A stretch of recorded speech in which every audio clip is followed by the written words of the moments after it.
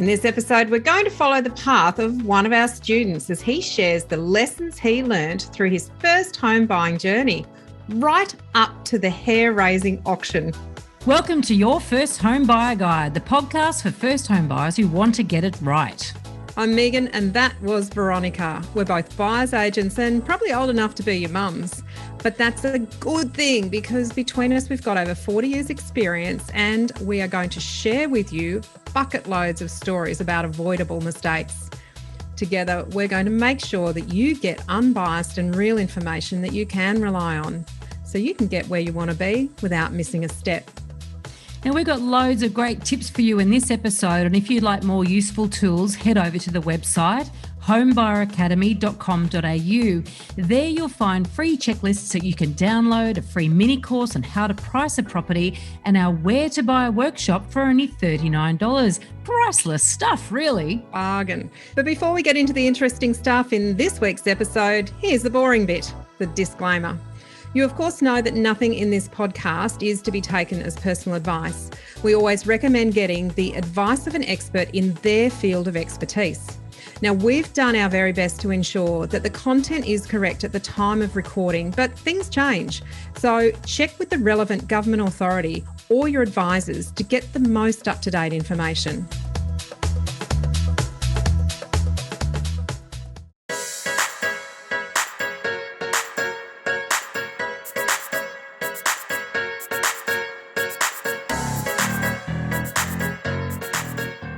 Today, we're sharing James's first home buyer story with you as he was kind enough to document it for us so that you can share in the lessons that he has learnt along the way.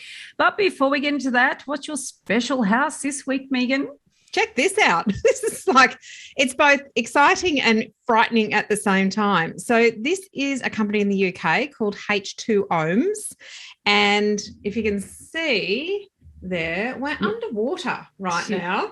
And what they are trying to create is an underwater community. And it will cost you £10 million to have one of these homes built in this community underwater. I love the idea. I scuba dive. I love the idea of being underwater, but I think this would just take it too far for me. You definitely can't step outside, for a breath of fresh air. I don't think there's a terrace included in this one. So you know how in some houses there's an aquarium? So if anyone's not actually watching this on YouTube, the behind Meighan is it's like a reversed aquarium. It's like the ocean fish are watching you. Yeah, has some people in an aquarium or whatever the terrarium. The home is a terrarium in the ocean. It's nice sort of in the idea of it, but I think I'd get very claustrophobic very quickly in there. I'd be freaked out about a crack in the glass. And honestly, I don't mind some curtains on my bedroom. I don't imagine you'd get any. So if there were any scuba divers down there, you might have a fright in the morning. I can just be octopus sort of stuck onto your window or something. Anyway. All right. Well, let's get on with today's episode. You want to start us off, Meighan? Yeah, look, James's journey starts back in 2017, and James has not asked us to protect his name or innocence in any way. But we have. We've taken out some incriminating. There's nothing incriminating, but he's been really, really open and raw with the information that he shared because, like us, it's actually the experience of other people that helps you not make the mistakes that we have made. And if you listen to our 6 things we wish we'd known before we bought our first home, you'd know some of the mistakes we made. But James wanted to share this because this is some really valuable stuff that as a first home buyer or a first-time rent investor, first home buyer in Australia, these are the sorts of things that you can really benefit from, which is learning from other people's mistakes. So it starts back in 2017 when, after 5 years working at a university, he almost bought a unit as an investment. Now, he was planning on taking time out of his career to work in a leadership role with an NGO, a non-government organisation, fighting against climate change, and he really knew it would be quite some time until he'd be in a position to buy again. again. So working full-time, going into a not-for-profit sort of space. So big decision to make, and really looking forward to in his future about what he'd do.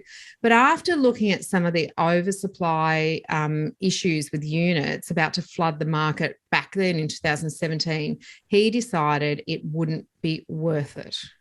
And as it turns out, because he's in Sydney as well, spot on in terms of reading the market. Well done. Like absolute good research. Top marks, massive bullet dodge. And actually there's a bit of information coming a little later that will explain even the size of that bullet that was dodged.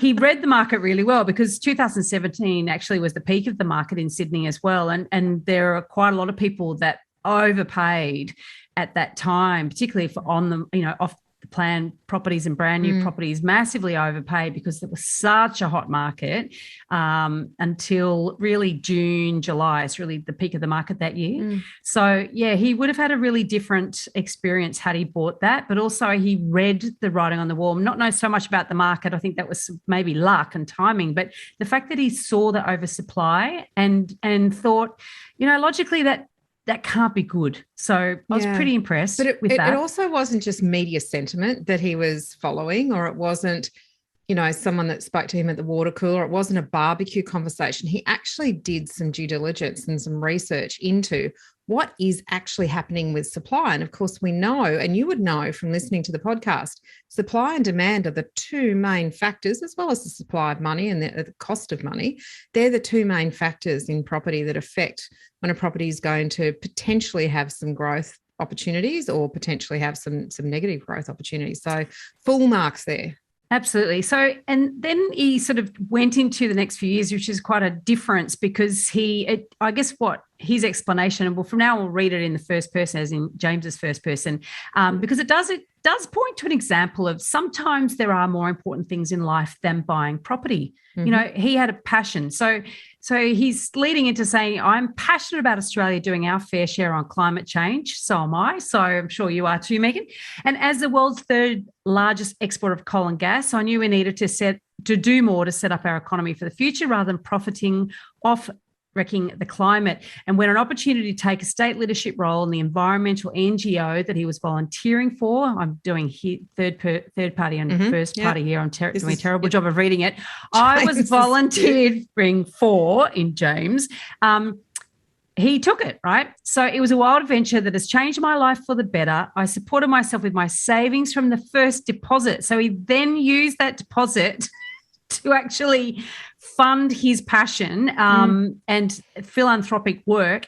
And we're not talking about global trotting here and travel and, spending the money that he'd worked hard to collect on some personal journeys. We're talking about some absolutely groundbreaking work that he was doing to help the environment. Yeah, and really make a difference. So it's all in all a rather expensive undertaking. Now, fast forward to the pandemic, forcing a stop to my community organising, including an event for 1,000+ people that was cancelled. I decided it was the sign I needed to rebalance my passions with my engineering income. I've been observing the property market on the real estate apps, always a pastime of mine, often the case. I decided Yes. I decided the pandemic lull would be a great time to buy with less pressure in a slow market. And it was. I set out to buy a house in the area just south of Parramatta. I wanted a house for the direct land value increase and a walk to work. Conveniently, there were some blocks small enough that were still selling for around the magic number, which is his first home buyer stamp duty exemption cap in New South Wales of $650,000. Yeah, look, there's no doubt that lull, actually, no one could have anticipated what happened after that pandemic lull, could they, Veronica? I mean, we've been interviewed, we've interviewed people, we have pulled it apart, put it back together again. Realistically, some people could say, look, the market's going to fly, but they had no basis for it. There was nothing that would tell us so quickly after that initial lockdown that things were going to go the way they did. But he was actually proven right in terms of timing and in terms of buying during that lull. And I think, one of the things that's really hard is when you look back and say, I wish I had, and there are so many people who didn't buy at certain points in time who say, I wish I had bought when, or if only I had, and you can't look back, you can only look forward. But, that was just a good piece of timing on his behalf. What was it, research? No, it was just a number of factors that kind of came together. But what did he do? He put on a hat that said, I can do this now and I will move forward. It didn't quite work out as neatly as you might think, but honestly, he was spot on with that. And also, I think he was thinking about land content as well. And that's an important thing to consider, as well as we talk about scarcity and supply and those sorts of things. Although, and he didn't end up doing this, but of course, the limiting thinking around trying to stay under a threshold or a stamp duty threshold could have been damaging in the long, could have been quite limiting in the long term if he bought an undersized block of land compared to the rest of the market. But his story doesn't end here, so we'll continue. All right, so I'll read on with James. I won't try and do an accent because I'm terrible, but nor does James have an accent, so that we know of. Sound male. I'd not rated my experience with my broker in 2017, so I decided to approach the bank directly to get a better deal, or so I thought. I received pre-approval in November 2020, just in time for an increasingly rare, small 250 metre square block. 3-bed double brick cottage in Granville with an auction guide of $650,000. Now, my bank promptly told me after pre-approval that I would not be able to borrow more than 80%, so an LVR, loan to value ratio of 80%. After which I sped through the hoops of my second bank, received the pre-approval in a week, only for them to tell me a couple of days later, that's 2 days before the auction, that the LMI insurer would not back the loan. So we're into interesting territory here. They wanted me to be in my job for 12 months. The bank rang me, with egg on both of our faces. Oof. Ouch. Unfortunately, it wasn't to be. The house sold for $650,000. Wow. Inside the price guide, Veronica. Which is very unusual. Unusual in New South Wales. And since then, similar houses 2 doors down have sold for, a similar house 2 doors down sold for $731,000 in March. Interesting. Yeah. So I think what this does, if anyone is listening to this has done your first home buyer guide course, right? The pay system, it starts with preparation. The very first module out of 10 modules, you've got to get right in the right order. The first one is assembling your support crew, and the broker or the bank or whoever you choose to guide you through the lending process or the borrowing process is one of those people. Who's going to finance you? Yes. Yeah, where's the money coming from? The advice that you're getting from them and how reliable it is. And I guess one of the reasons that we both encourage and recommend people use a broker rather than deal with banks has certainly, well, a couple of the reasons actually have played out in James's experience here. So you don't know what you don't know, Veronica. And I think that's, it's always been the basis of why we created the course. And that is, I can go to a bank and I can negotiate some sort of deal and provide all that information and try and get the interest rate down and all those sorts of things. But I don't know I'm in the property industry. I don't know the ins and outs of what the bank's policies are at any time, and they change constantly. I don't know the difference between each bank's approach to how much money you need as a deposit, how much LMI they use, different LMI providers. So I don't know those things at an intricate level. It's kind of like, I don't know, going to a broker and asking, well, which house should I buy? Like that, it's not my lane. And unless you're prepared to put in absolutely huge amount of research and go to multiple banks and understand policies and all those sorts of things, but you're still only going to get retail rates. You're never going to get the rates that a good broker is going to get. But the advice that they should give you in terms of borrowing strategy is over and above what a bank is going to give you in terms of an interest rate and how much their annual fees are going to be. So there's an awful lot there that a broker has built up in terms of knowledge, interpretation, information, access to products that us as individuals who are experts in our own fields, engineering was James's field, very well researched, I'd imagine very detail oriented, yes. But does he have the time to go to all the banks and understand all the intricacies? I think what he found out is he probably didn't. Yeah. Now, I think too, we need to sort of note that he wasn't that impressed by the first broker. And just because we recommend broker, it doesn't mean that all brokers are good. Yeah. It doesn't mean all brokers are going to give you this advice. And so being aware of what a good broker can do for you is going to help you choose a broker, because you'll know, your ears will start pricking up and think, this broker doesn't seem to be talking about this stuff. So and we talk about the sort of questions in the course, in your first home buyer guide. We talk about the sorts of questions that you should ask a broker to really test their knowledge, and the sorts of things that you can ask them, and the information that they provide you, and say, well, he does have it, or she does have a depth of experience here, and they're asking me further questions on that. I hadn't thought about that. That's great. They're actually digging in further to get me to understand me better, to get me the best opportunity for what I'm trying to achieve. So there are ways, and different brokers will either, it's like real estate agents. Some will just go for the deal, and some want to understand the seller and do the best job for them, remembering that the real estate agent works for the seller. All buyer's agents, there are buyer's agents that are just going to go, yep, I can buy you that. And there are some that are going to go, you know what you're looking for is not right. We need to have a deeper discussion before we decide that we're going to work together. So it's in every industry, but with brokers, the information they can get from the banks is really quite valuable. So poor old James, he's had to sit on the sidelines and watch this one go, supposedly within his range. Interestingly enough, that it sold for $650, given that they were guiding at $650. And I would suspect that that's probably because there's a lot of other first home buyers all trying to say, or thinking, I can't spend I can't spend $1 more. Does that mean it was worth that, Veronica? I mean, we talk about that a lot, don't we? Just because. And maybe that was how it was pitched, like everybody competing up to the limit. They knew that people weren't going to break the limit, because that's where the artificial limit had been put. But was it worth $580? Yeah. Although in March, $731. Mind you, everything's gone up in that period of time. So it doesn't necessarily mean it was a great property or a great investment, but literally everything.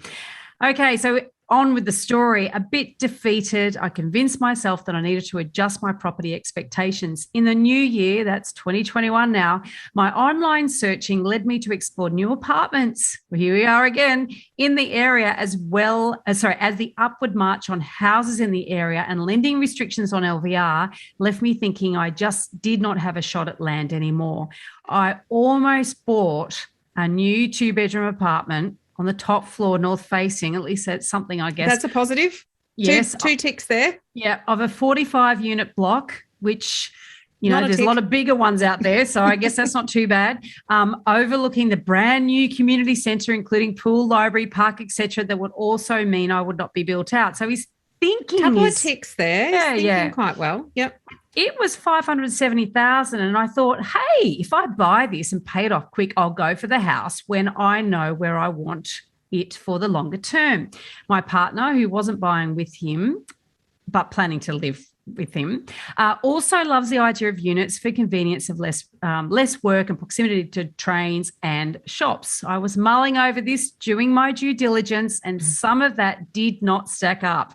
Smart fellow, this James. And here we go. Your material, that's in our material, on chasing grants and warning of the slow capital growth on new units, helped empower him to critically review the advice that he was receiving, his own misconceptions, and make an informed decision. So we're going to give you a massive badge for that. Well done. You don't know what you don't know. And when you do, you can start thinking critically. Well, this is the thing, and he's a smart fellow, and he's got great observations anyway, and so it's all starting to slot into place. I guess when he starts getting some evidence and some expert advice around that, because let's face it, with property, everyone's got an opinion.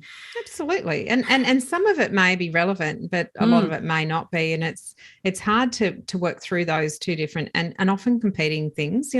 Just because someone bought a property, sometimes they want to support their own method and their own strategy by encouraging other people to follow it, because that's almost like a confirmation of that I did the right thing. Yes. You've got to be really careful about that. But Veronica, the really interesting thing about this, and what I got a little bit excited about, was James is starting to think about a stepping stone type strategy, and it's something that we talk about, isn't it?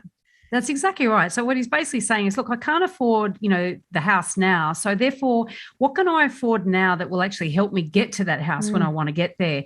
And so that's exactly what the stepping stone strategy is. And that's why we have the $39 tutorial. So if you're thinking this way and you know that you can't buy your forever home straight up, well, let's face it, you can. It's really important to understand the fundamentals and foundational concepts around how to choose a property that's going to do that heavy lifting for you to get you to where you want to be faster.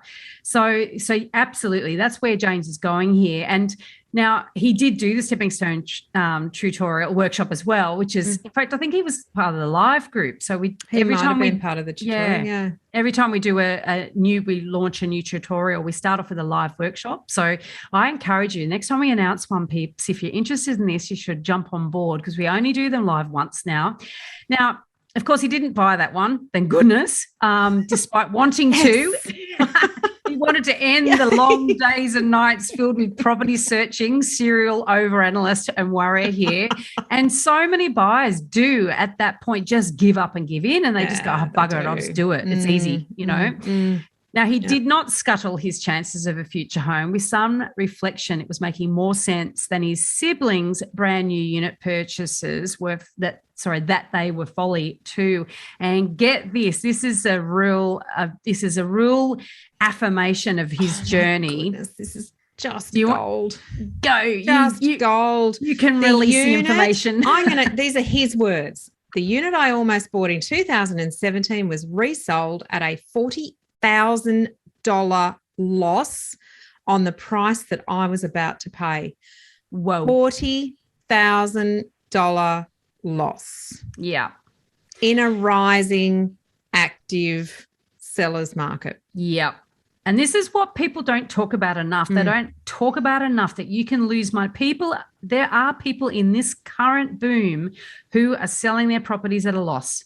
Yep. And this is not discussed enough, but it happens. And so this is a very, very live example of what he would have paid and what it sold for only 4 years down the track. It would have got him nowhere. And he would have basically... Put your costs on that? Well, yeah, opportunity cost stamp. Well, probably wouldn't have paid stamp duty because it's brand new and off the plan, and and this is lovely. You got all this free money from the government, but whoever bought it still lost money. The incentives, all of those sorts of things. There's nothing there that you've actually made, even once you add those back into the equation. So think about this. Imagine if he had bought that and then taken his few years off to go and do the work with the NGO. So he would have then re-entered the workforce with a debt rather than with the challenge of just saving a new deposit. Yeah. Well, actually, he wouldn't have had the money to be able to go and work for the NGO, because he lived off the savings. Yes. Oh, so many things. So he would have been worse off. Such depth in this case study. It's great, isn't it? Because the thing is that very rarely do we... It's not simple. I guess this is the thing that is really coming to mind for me. The complexity. It is not as simple as just walking out and going, well, I can get a grant there. I can save stamp duty there. I like that. I'm going to buy it. It is just not that simple. It's not insurmountable, but it's just not simple. Now, he's still tempted by new developments, though, because let's face it, when you're finding it difficult, then there's a massive allure there, right? Because the government's making it easier for you by throwing money at you, but also it seems easy, right? When you're finding your property search hard, I can understand why you go, okay. Yeah. So he found a new nearby development by a reputable high-profile builder, and the broker there suggested that he could borrow 90% with ANZ. So he was back to finding a broker. So he's away. I noticed he didn't go with that broker. Oh, that's interesting. So there seemed to have been a broker associated with the development, which is, one of those really important things to separate. Not everyone shouldn't be in bed together when you're talking about buying a property. There should be strong recommendations, but they should be quite independent from each other. That's exactly right. So it's, we talk about people staying in their lane, so it's like if they're actually swimming in each other's lanes or they're holding hands while they're trying to swim, not going as far. That's really pushing that metaphor a bit, isn't it? All right. So he asked his solicitor for recommendations. Question mark, bad idea. Not necessarily, but he found himself taking advice from the recommended broker to cool his jets and save a bit more deposit. So this that's poor guy, interesting. So we've got a deposit saved. He's interested in a property. He's going to the right place, which is, you know, someone in their lane, the broker, who he's going to find the best lending opportunity and the best mortgage strategy, lending strategy. So this is really interesting. So back in 2017, the first broker didn't inspire him with confidence. Bank 1 and 2 got him nowhere because that was a bit of a difficult thing. You know, yes, you're right, but no, you need more money. Yes, you're right. No, you're not. You know, it was a bit of a, am I in, am I out? And boom, no auction.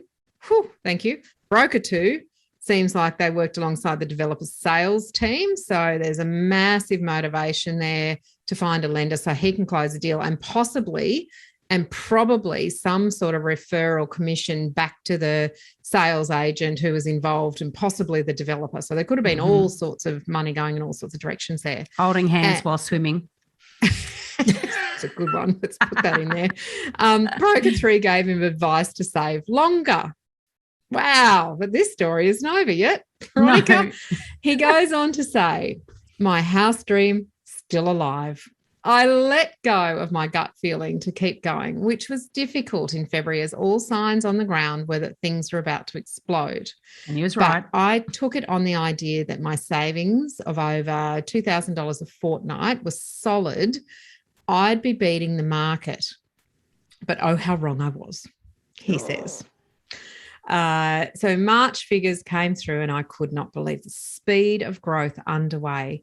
It was then I realised I probably had a better idea than the broker of what was going on. Well done, because you're taking a pragmatic approach. Yeah. Which is really great. I kept up with him. I saved hard. The broker was pushing CommBank over ANZ and the others. I decided to sell my van, aka home, whilst on the career break. I'd love to see a photo. Maybe that's a background for another day. To add to my deposit and try to beat the price rises. And that made me question, did I need a car? Wow, there's a lot going on here. There's an incredible journey going on here. Isn't it great? Yeah, I love it. This all had also risen in value because of COVID. And that is the thing at the moment, isn't it? The secondhand car market is just through the roof. It's just because you can't buy a new. I'm trying to buy a new car at the moment and it's February, I think, is delivery. But the resale on my secondhand car is phenomenal, just unbelievable. So what he was saying was, you know, the car price, the value of the car, what he would get for the car had risen in value.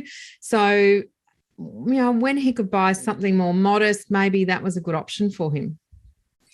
What dedication. I mean, by now he's so committed to the cause. He's doing everything to really make this thing happen, including moving on to broker number 3 or 5 or 4 or whatever, another broker anyway. But he found another broker. Broker 4. Yeah, there we go.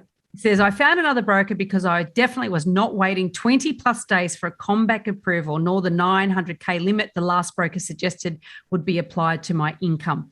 And we turned around conditional in 7 business days. So here's a good example of using a different broker, obviously with a different approach. Since submitting the application, I found the courage to part with $750 for the beta course. That's actually our beta course, which... and sped through it. So he did our course at super fast. This man knows what he's doing. He commits, doesn't he? To try to fill any gaps that he had. Well worth the purchase for the confidence he's given me to commit to buying, which we're thrilled to hear. But then he had to review what he was actually looking to buy. We do turn some people's ideas upside down, don't we? Yes. Yeah. So after the stepping stone workshop we were talking about earlier, I realised that I could be more flexible on position and property to achieve better returns if I was not sure and sticking to the places I can buy now. So what that meant was that he then spread himself too thin. He says, after 2 to 3 weeks of an increased search area left me strung out too thin. I was finding potential A-grade 2-bedroom apartments in the inner ring, but I guess I can't reconcile purchasing there, and found myself in the last 2 weeks stretching the budget further over $1 million for a house around where he works. And so he got his latest pre-approval and he went to an online auction, and he was hoping that that would be the one. And drum roll. Thank you for giving us. He sent us a message, which Meighan's going to read to you. Here it is. All right. So you've all been waiting with bated breath to see what happened. This has been an incredible roller coaster of a journey for James. Thank you for giving me the information, for the confidence to buy wisely. I won at auction, but broke a rule to do so. As soon as I have the feedback from the bank and reconfirm my loan, then yes, I will be celebrating. So he had stress right through to the last minute and beyond. Now, buying at auction, I think it's important to note that buying at auction is hard for many, many, many reasons, but not the least being that the banks won't give you unconditional loan approval before the auction. So there's always a risk, even if small, that the valuation will come in low. So often, you do hold your breath until that has come in, and then the bank says, okay, it's unconditional. Yeah. Because let's just explain that really, really briefly. We've done lots of podcasts and information around this. There's a lot in the course. When the bank gives you pre-approval, what they're approving is you as the borrower. Your capacity to repay, your finances and so forth. The second part of the approval which is the unconditional part, is to approve the security, which is the property that you buy, and they value that to make sure that you haven't overpaid and your loan to value ratio, your LVR, is in line with their policies. So even if you buy at auction, the bank will still have to approve the property and the price that you paid for it. Now, obviously, the more money you have to put towards a purchase, the less risk there is for the bank. So if you're only borrowing, if you're only putting up 10% as a deposit, for instance, the bank's going to be a little bit more titchy on the valuation than they would be if you had 30% deposit. So, and that's the reason, because we already knew he was sailing a bit close to the wind in terms of his ability to outsave the market. But this is such a great story. I love it. Yeah. Let's remember that James is an engineer, and so he's actually left us with a summary of his big takeaway. So we'll take you through James. them. We're going to take you through them very quickly. In order. So, in order, right? An and engineer. In fact, hit him with the first one, Meighan. Okay, the order. I almost bought 3 places with not much idea on how I was meant to do it. Until I got your system down, I may have kept at 421834 repeat for too long. Now, you won't understand what that means, but there are 10 steps in the PACE system in the process of purchasing. So PACE, preparation, action, commitment, execution. But there are 10 steps within that phase. So you actually online, if you go to our website, and we'll put a link, you can see the actual 10 steps within the process, and you will understand 421834 is the total incorrect way to buy a property. It's full and truly getting the steps in the wrong order. I love it. His next takeaway, I was and perhaps still am obsessed with step 4, right? Which is action, search and inspect. That is step 4, right? Your steps made me stop, keep it getting 1 and 2 right before I would spend too much time on the app searching for places I was not ready to buy, wasting time not getting ready. So that's an amazing takeaway. Such a big takeaway, because for people who do like property, and there are lots and lots of people that love looking at property, getting on the apps, having a look at the pictures, looking at all those sorts of things, going to inspections, that is a really, really fun process for a lot of people. For a lot of people, it's not, and that's totally okay. But for a lot of people, that's the fun, sexy bit. And I guess what we're trying to do, and what James's takeaway was, is there is so much you need to do and review and keep getting right before you actually get to that point, because you can get yourself so far off track. So fabulous observation. His next observation is one of our property principles, and that is easy to buy, hard to sell. So he's been able to observe that throughout the process.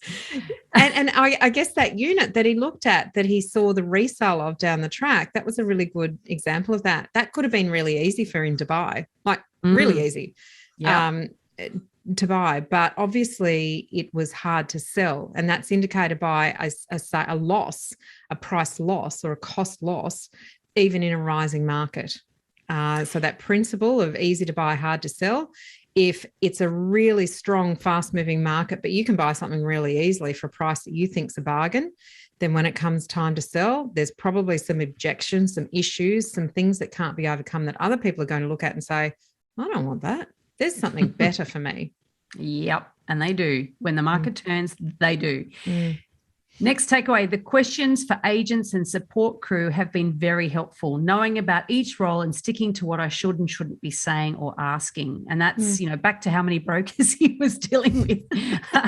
That would definitely be Once he got the questions helpful. right, he was okay. Absolutely. The next takeaway, I've kept my solicitor and current broker, but are having better conversations with them. Yeah, that's good, because that depth of relationship. Yeah, you know what? You're not going to have a deep relationship with your solicitor. You're a transaction in a way to them. You're a conveyance transaction. But if you're asking the right questions, you're going to get the right answers. And that's a really, really good thing for solicitors, because they can give you information if you know what to ask. So I think that's and from a broker's perspective, that ongoing relationship that you might build with them over time, particularly with James's idea of having the stepping stone strategy. This is not the only property he's going to buy. So having those ongoing conversations with brokers, keeping up to date and seeing if there's any changes, then he'll know when he's in the position to do the next step. Now, James went through the modules quick because he was intending to buy on the weekend of the 26th of June, which in Sydney actually was the weekend we went into lockdown. But as he was doing this, he found three things. The first, he was not able to afford the A-grade, overperforming, flying houses around work. Unfortunately, the market had already left him behind there. He was then keen on following his father's footsteps, who he calls a jack of all trades, in buying to renovate, only to realise that this doesn't suit him right now. Fabulous. That's great personal perspective, isn't it? That's so important. How many people buy a renovator and then realise they haven't got the skills all the time? So well done on that.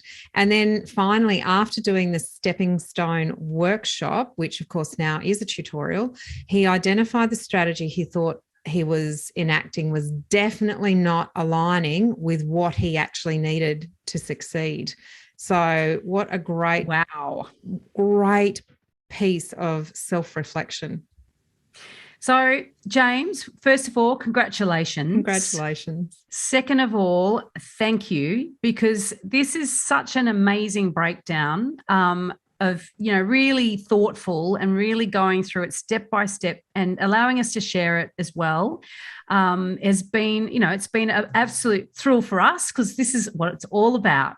And Absolutely. Now we can share it with others as well, so that they can learn from your experiences. Not all of them mistakes, a lot of them really, very savvy actually. And we're just really, really delighted for you. Actually, really, really proud as well. I know we talk about, I feel like a proud mother every time one of our members actually purchases, but it's quite a proud moment. And we've had so many more coming through, and really, really good to see.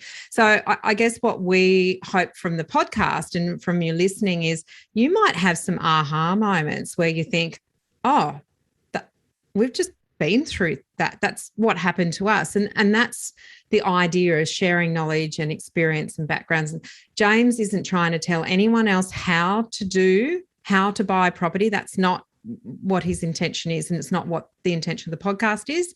It's actually to say, are there things that you're doing that maybe need to be tweaked and changed so that you can do it better? And I think the sharing of that information by James is just incredibly invaluable. And thank you. In this episode, we've covered a very small part of our 10-step online course for first-time buyers. If you would like to learn more about the process and how to buy without making a mistake, then head over to our website, www.homebuyeracademy.com.au. Don't forget to subscribe to the podcast so you won't miss an episode. And if you like what you've heard today, please give us an iTunes review. 5 stars would be wonderful. It will help others find us as well. Thank you for joining us. We hope you found this really useful. And if you have, please share the love with others who you know are in the same boat. We'll be back next week with some more priceless stuff.